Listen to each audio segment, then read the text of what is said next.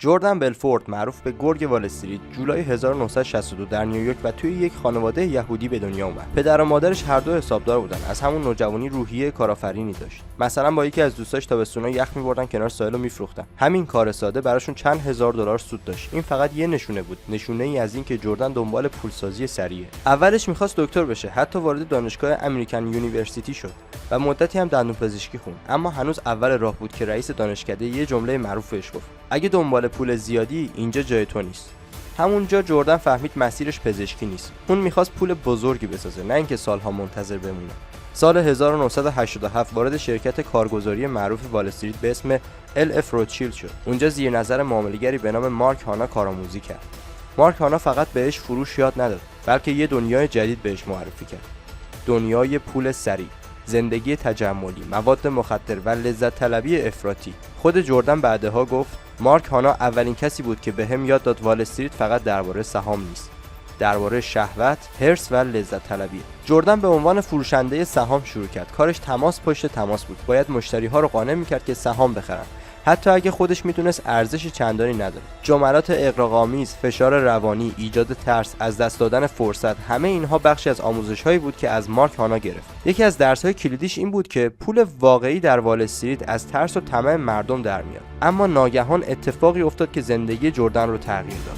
دوشنبه سیاه 19 اکتبر 1987 بازار بورس آمریکا سقوط وحشتناکی کرد. Looks at this devastating day for the market.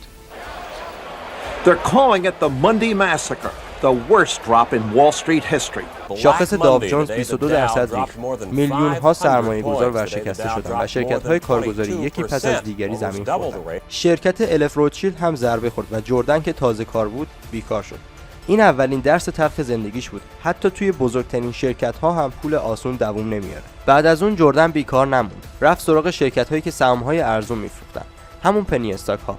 پنی استاک یعنی سهام‌های خیلی ارزون، معمولاً زیر $5 که توسط شرکت‌های کوچیک عرضه میشه. این سهم‌ها پر از ریسک، هم ممکنه یه شبه چند برابر بشن یا کل سرمایه‌ات نابود بشه. اینجا جردن استاد شد. یاد گرفت چطور مردم عادی رو قانع کنه که سهام بی‌ارزش بخرن. یاد گرفت چطور روی طمع و ترس سرمایه‌گذارها بازی کنه. همین تجربه پایه و اساس بزرگترین کار بعدیش شد. سال 1989 با دوستش دنی پوروش شرکت استراتون اوکمانت رو تأسیس کرد. این شرکت شد نماد طمع و فروش تهاجمی در دهه 90. روش کارشون مشخص بود. یک تیم فروش تهاجمی می‌ساختن. هر تازه وارد روزها آموزش میدید تا یاد بگیره چطور با صدا، اعتمادسازی و فشار روانی مشتری رو به خرید مجبور کنه.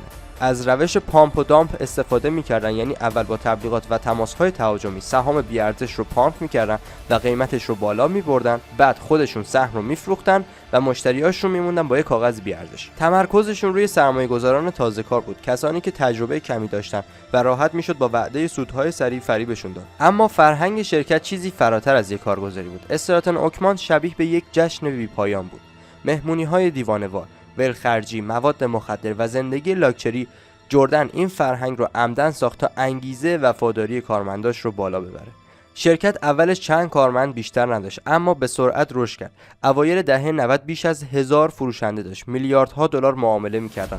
اسم جردن همه جا پیچیده بود. وال استریت بهش لقب گرگ وال استریت رو داد. اما هرچی بیشتر رشد می‌کردن، چشم نهادهای نظارتی هم بیشتر روشون باز می‌شد. کمیسیون بورس آمریکا SEC شروع کرد به بررسی شکایت‌ها. خیلی از مشتری‌ها سرمایه‌شون رو از دست داده بودن. بعد نوبت FBI رسید. اوایل دهه 90 مامورهای FBI مخفیانه وارد ماجرا شدن. فهمیدن که استراتون اوکمانت بازار رو دستکاری میکنه، پولشویی میکنه. حتی رد پولهای مشکوک به بانک‌های خارجی مثل سوئیس کشیده شده بود. FBI تلفن‌های شرکت رو شنود میکرد. مکالمه‌ها پر بود از فریب مشتری‌ها. حتی خود جردن توی بعضی از تماس‌ها مستقیم درباره تقلب حرف می‌زد.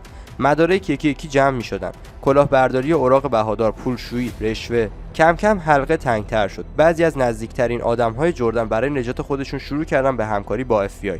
حتی شریکش دنی پوروش علیهش شهادت داد. بانکدار سوئیسی هم لو داد که میلیون‌ها دلار پول کثیف جابجا شده بود. بالاخره سال 1999 FBI جردن بلفورت رو دستگیر کرد.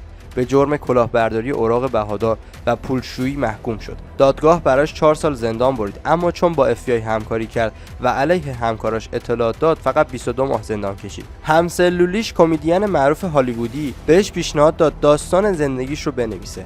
همین شد جرقه کتاب گرگ وال استریت. بعد از آزادی جردن بلفورد دیگه به وال استریت برنگشت. رفت سراغ نویسندگی و سخنرانی انگیزشی. داستان زندگیش الهام بخش فیلم گرگ وال استریت 2013 شد با بازی لئوناردو دیکاپریو، فیلمی که دوباره اسم گرگ وال استریت رو سر زبون‌ها انداخت.